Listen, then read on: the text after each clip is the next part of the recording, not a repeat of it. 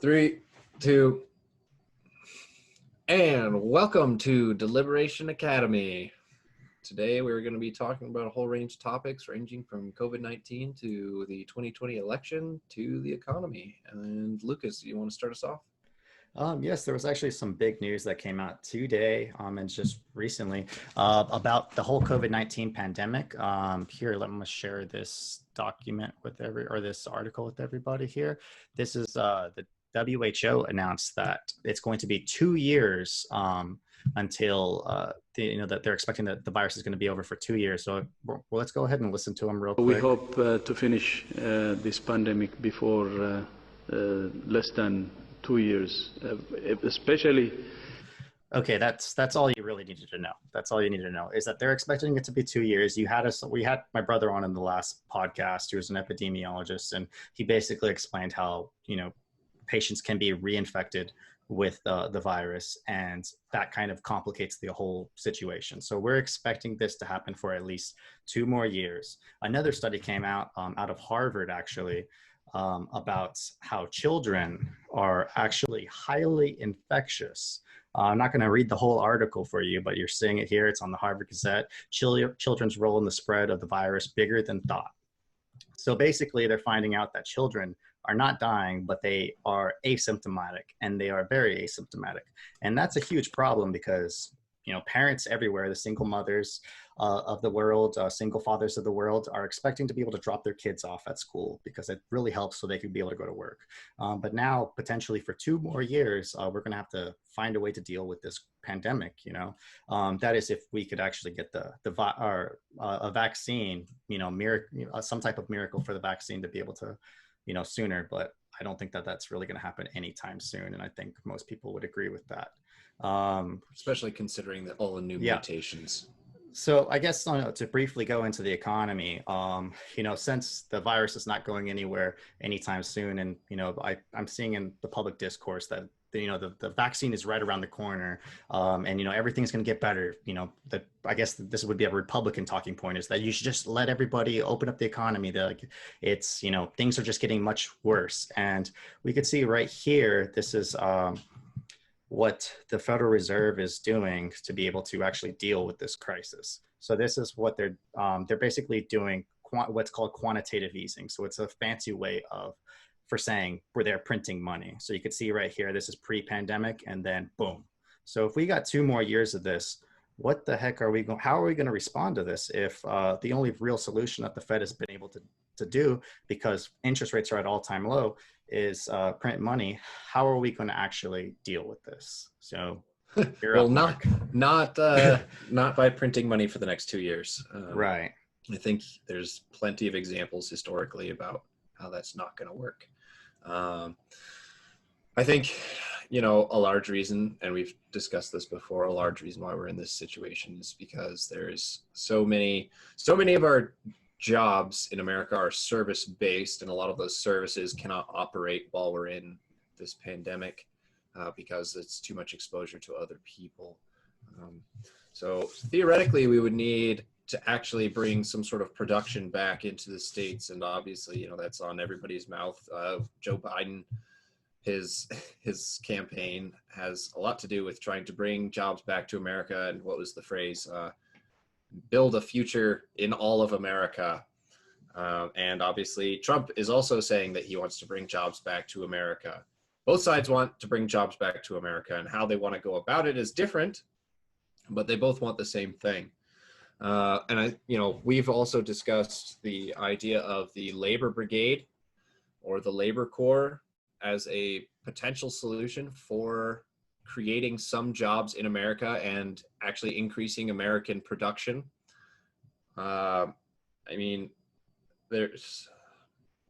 We could go into it, but at the end of the day, the real thing here is that we can't just keep printing money for 2 years at the rate we've been going at, because our money will become worthless. And it's already, taken a small hit, and you can see that in people's purchasing of gold and silver. Yep, gold's at $2,000 an ounce now. It was pre-pandemic around like 17-ish, I think. Don't quote me on the 17-ish, but I just know that everybody's going to gold as a safe haven, both against inflation and because people are actually legitimately scared because of everything that's going on culturally in America, which is a whole nother conversation. But it's It's an true. interesting, but it's related. Yes, it is. It's related because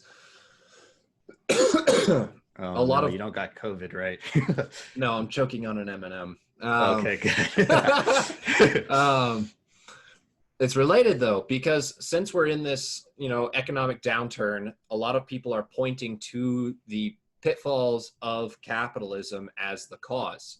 And a lot of, free market capitalists are saying, well, people should have been more prepared for this and they should have saved money to prepare for an event like this, which is reasonable to ask for short time periods.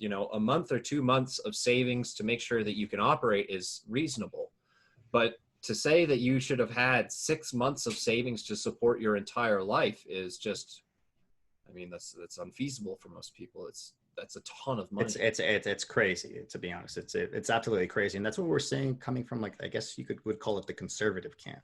Right. Less sympathy towards the poor, and basically saying if you can't make it, it's because you were lazy. And now they no longer get to make that argument, which because is massively hypocritical, if you ask me, Right. considering how over leveraged so many of our large corporations are and needed to get Exactly. bailouts from the government.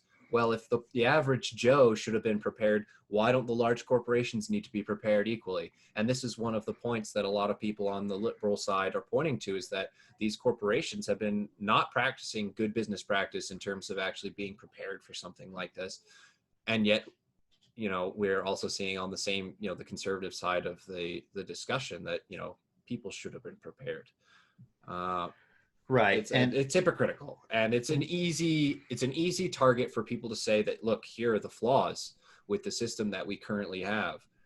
We have a system that enables corporations to behave in ways that are not good business practices and expects average people to behave in ways that are just not possible. And because of that, people are calling for all sorts of things, which we've discussed before, with a general sort of feeling of we need to tear things down. But right. I don't think that's necessarily the answer. I don't think that's the answer. I don't think you think that that's the answer, Lucas. No, I don't think tearing everything down is the answer when everything is already slowly being turned down, just on the outside. We don't need to destroy our infrastructure. We don't need a war. We don't need death. That just makes things worse. Right. Obviously, hopefully we can agree on that. Yeah, between the two camps. We need some sort of common ground that we all agree on, a common objective that we can all agree on. We all want people to have jobs. We all want people to be able to support their life economically. We all want people to have a good quality of life. These are things that we all agree on. Right. And it's interesting that you say that, because Brett Weinstein, he's a pretty popular guy on the interwebs these days. He's been using this hashtag called Unity 2020. And he's trying to say we need to come together and figure this thing out. And, one of the things that we've been talking about here on this podcast is this idea of free market socialism. So let's break that down. Free market I guess you would say, represents the conservative side of the aisle, and socialism would represent, I guess, the more leftist side of the aisle, which we're seeing, in popularity with the rise of Ocasio-Cortez and, Bernie Sanders and everybody. And I guess there's been polls coming out that the majority of millennials are actually in favor of socialism, even though they can't define that. And so, I think what we're talking about, or have been talking about here with free market socialism, at least in theory, checks out.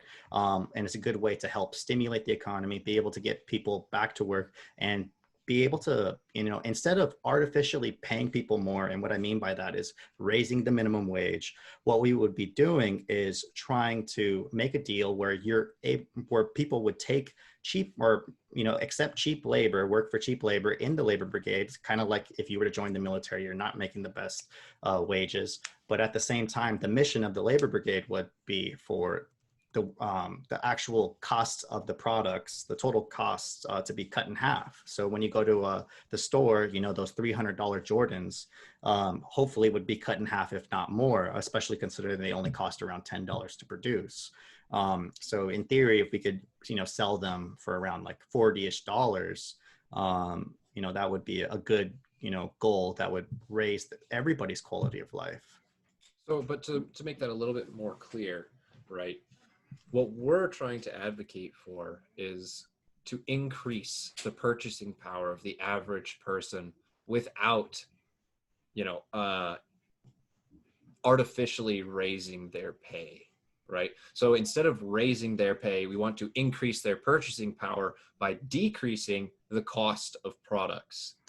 And we want to do that by providing this labor core, which will supply cheap labor to corporations in America, and on the flip side, give those laborers some sort of benefits that are similar to the benefits that we see in the military. So what that comes down to is, if you were working in this labor corps, right, you would have things taken care of for you, your housing, you know, some sort of education benefit similar to the GI Bill, healthcare, all the things that you would see in the military. The difference being that your paycheck, you know, which would also be similar to the military in that it wouldn't be super high, but it wouldn't matter because the paycheck that you're getting is all yours, right? When everything is taken care of for you, a small paycheck goes a really long way, and it makes you able to spend more in the economy. And it also means that because you have cheap labor, we can have labor that's competitive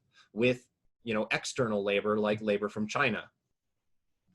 Right, and on top of that, we're talking about incentives as well. We would like to see some type of GI Bill initiative to make it worth your time. So you're going to be getting valuable, you know, skills to be able to produce stuff. You know, there's leadership roles within these, you know, this idea of a labor brigade as well. So you have to lead your juniors, and you get a potential GI Bill so you could go to school. So I think that that's a good way to get people back to work and to be able to help immediately raise the quality of life for everybody. And it also, you know, it appeases both the left and the right, because the most important thing, and you know, we are talking about socialism, but let's talk about specifically how we could appease the right, because I think those are the ones who are going to say, no, don't touch the free market and leave it all alone. We do not, you know, advocate for socialism. And we're not talking about socialism in the 20th century sense. We're talking about it as providing the infrastructure for the average person to be able to volunteer their, you know, service, to be able to have cheap labor. And the trade-off with these companies would be, you know, we're making a deal with companies like we used in the past, Nike, and hopefully we would use a tax incentive to be able to get them back. So like currently, you know, in California, if Nike wanted to do production here, the Democrats are going to tax them insane amount of money, which is why companies are leaving California and like going to Seattle. Texas. And yeah, exactly. And so what ideally we would want to cut that. And I found out recently that in Ireland, they pay 10% corporate tax rate, which is secretly, I guess, like companies like Apple and all of, you know, the top corporations, they're secretly housed in Ireland, and they appear to be American companies, but really they're over there. If we could somehow compete against Ireland, you know, that would be awesome to be able to get people back here, because, you know, taxing people to take from the rich and give to somebody else doesn't work. It doesn't increase the pie. And it just makes them want to leave. Exactly. And they're going to leave, and they already are leaving. And then they take the jobs with them. Exactly. And the thing we want to focus on here is that there is a lot of discourse right now, especially on social media, that corporations are these big evil entities. And there is a kernel of truth in that. But on the other hand, those corporations also provide all of the jobs, right? So if you look around your house and you think of the things that you own or the services that you have, how many of those things come from one of these large corporations, you know, and how many jobs went into producing whatever that product or service is that you're utilizing? If we could incentivize those companies to come back, then you could actually be proud that the thing that you have purchased was actually helping support someone, you know, raise their family and buy a house in America.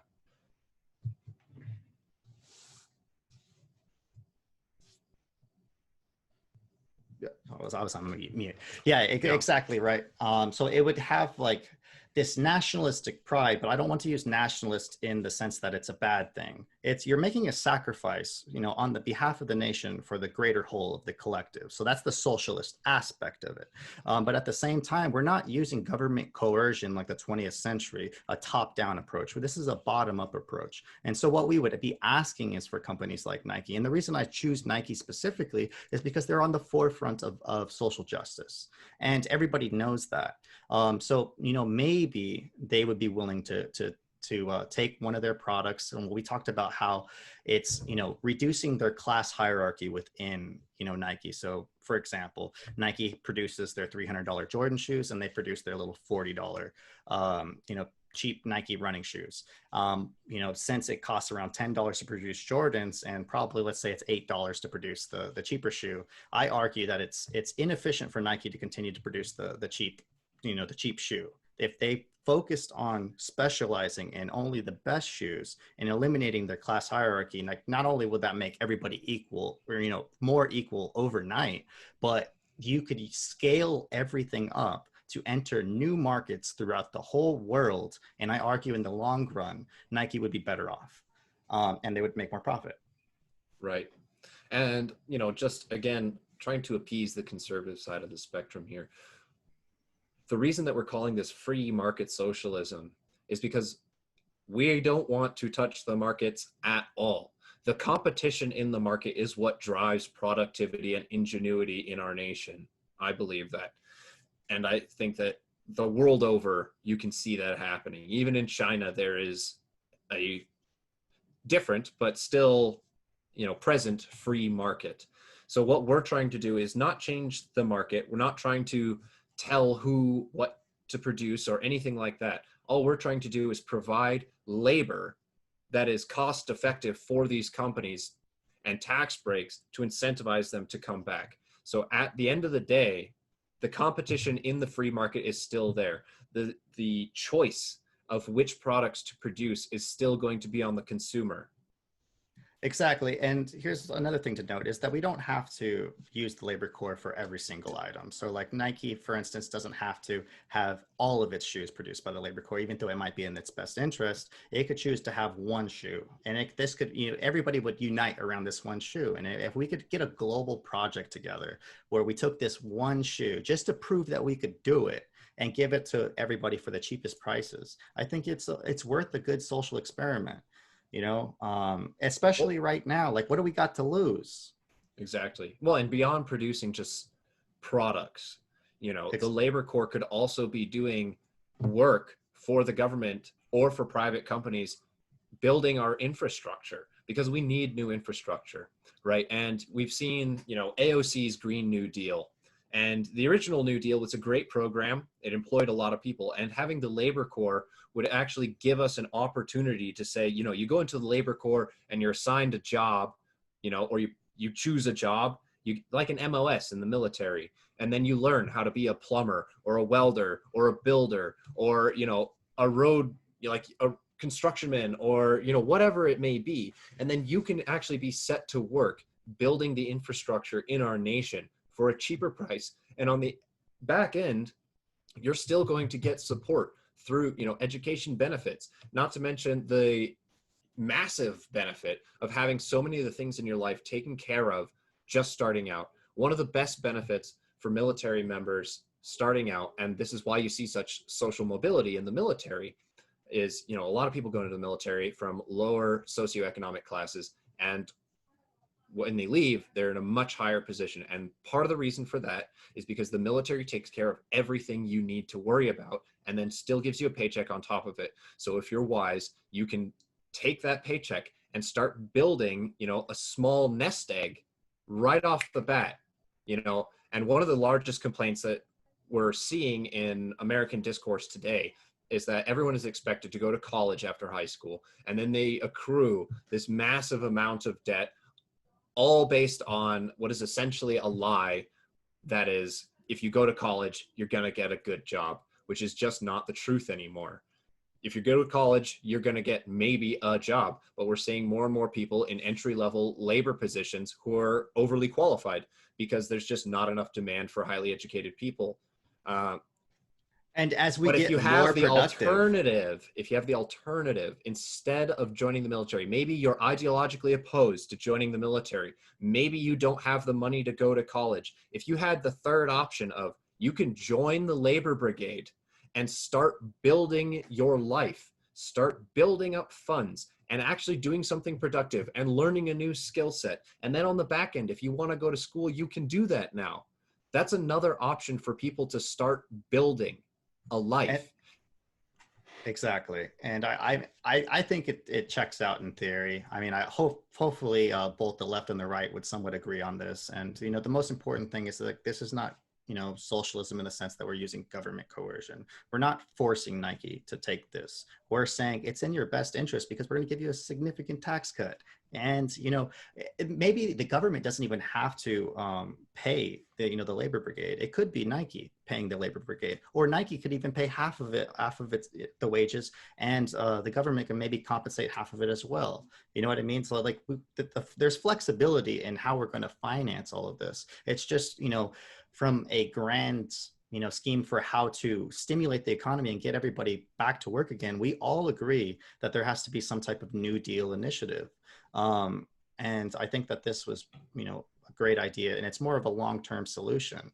And this is not just to produce for the United States. This is to produce, you know, for the entire world. If we could scale things up, you know, to be able to get it to the entire world, because the entire world is facing this pandemic, and it's affecting other countries worse off than the United States, just because they don't have access to the same materials as us. And, you know, would be one way that we could give back. You know, it doesn't just have to be shoes. It doesn't have to just be shirts. You know, like at Harvard, they were talking about having a medical corps to be able to get this, you know, to deal with the COVID-19 pandemic. Well, I pointed out in the past that a medical corps is great, and I think it would be a good solution. It just doesn't contribute towards our GDP because you have to fund it through taxation purely. Right. But the labor brigade, you could still cover that same sector. It produces revenue. It produces revenue. You could have textile producers in the labor brigade who are, you know, producing garments for medical workers, or you could have, you know, steel manufacturers or whatever producing medical instruments. You could have people who are trained through the labor brigade to produce certain types of products, and then companies could hire them on to build whatever products they want to produce here in America. You know, and even if, you know, this is partially paid for through taxes, whatever percent that is, all those taxes are going to go into American citizens who are then going to turn around and spend that money on American products produced in America. It will help us. You know? Well, you know who I think would really, you know, it could be in their best interest to want to invest in this is all the private equity companies that are just sitting on tons and tons of capital waiting to deploy. And they're actually just waiting to buy up, you know, assets that they're about to default on their loans, you know, during this COVID-19 pandemic. So, you know, a company like KKR and all the big, you know, private equity firms are just waiting to take advantage of, you know, these companies that are not doing so well so they can make a profit off of it. But at the same time, they could take this money and invest it into the, you know, the labor brigade, into the infrastructure that we all know wants to exist. And going back into the idea of the Green New Deal, like we could also you know, invest in renewable energy infrastructure, which is exactly what the private, you know, equity companies have been wanting to do. So they're all waiting, you know, for this to happen. And then you could still have members of the labor brigade who are trained in manufacturing batteries, solar panels, wind turbines, whatever. It could be anything. We could partner with Elon Musk. Like, we have the best brains in America. There's no reason why we can't figure this out. Like, there's no reason. And I think what we're seeing is nobody is actually trying to solve the problem. You know, on the Democrat side of the aisle, and I don't mean to knock them down, but their only solution is more taxation, that the rich are not paying their fair share. And like, taxation only goes so far. Like, we're trillions of dollars in debt. Like, we need to find new ways to grow the pie. Like, we got to make a whole new pie. like for this problem. And, just, taking a little bit more from the rich is not going to solve it. And no, we need to produce. We need and to actually start producing. and on the conservative side of the aisle, this free market liberalism of just don't touch anything, leave it all alone, like that's not going to work because we're currently experiencing it. That is the status quo. And clearly people are marching in the streets, demanding some type of change, but they don't know what it is. They don't know how. And like this idea of a free market socialism has never been discussed before. All we really know is the 20th century version of socialism, which is, top-down authoritarian socialism. And we don't want that. Like, we don't want that. Where this is America, we must maintain the ideals of individual liberty. And hopefully, something catches on. Yeah. Think about it, people. Think about it.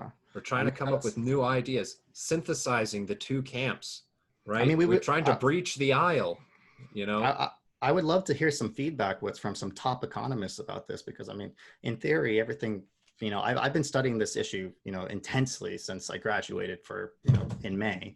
And it took me since then to be able to, for us to be able to come up with this idea. And I think that we're onto something. And now we're at a point where we need some feedback. And, that's why we would like the average person, share this video, tell your friends, talk about it. Free market socialism. Does it check out? Does it not? The labor brigade. Exactly. The labor brigade, will Nike be able to get on board with this and help out? It only employs more people. And, I understand that things are still very bad with COVID-19, and but at least when we get it under control, we'll have a plan, because if we don't have a plan, which I don't think we do right now, I don't think we have a real plan, both, Trump and Biden. I don't think that there's a real plan to deal with everything. But if we have a legit plan to get people back to work and to get people, involved, then we're good. So what do you think, Mark? I think it's a good plan, man. And I think that people need to start talking about it, because although, we've talked about this a lot, that doesn't necessarily mean that it's perfect. But what we do know is that it is a new idea. And we do know that it is something that's not being discussed. And the things that are being discussed currently aren't working. There's too much, defend and attack between two camps. And all we're seeing in the discourse from the talking heads, on the TV and in social media is, well, this is how we think, and well, this is how we think, and trying to tear each other down and not trying to find any common ground, and we'll never make progress if we're not trying to meet in the middle a little bit, and you can see it every time, it's election time. You see this all the time. As soon as a new administration gets put in the office, the first thing that they do is they undo everything that the last administration did. At least everything that they can undo, they will undo. Can I just, prove your point on that? Let's just show this real quick. This is on Biden-Harris's official campaign thing.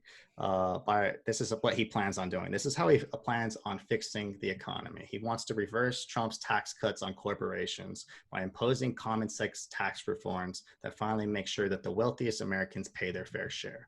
I don't know what that means, Joe, to be honest, but I know that from learning principles of economics, that taxation always just makes things worse off. So, I would love to talk to you about it, Joe. Give me a call sometime and we can chat it. Yeah. So there it is, folks. Free market socialism. Can't say it enough. Free market socialism, free market socialism, free market socialism. Tell your friends, free market socialism. It's the wave of the future. Yeah. Hashtag labor brigade. Hashtag free market socialism. Hashtag FMS.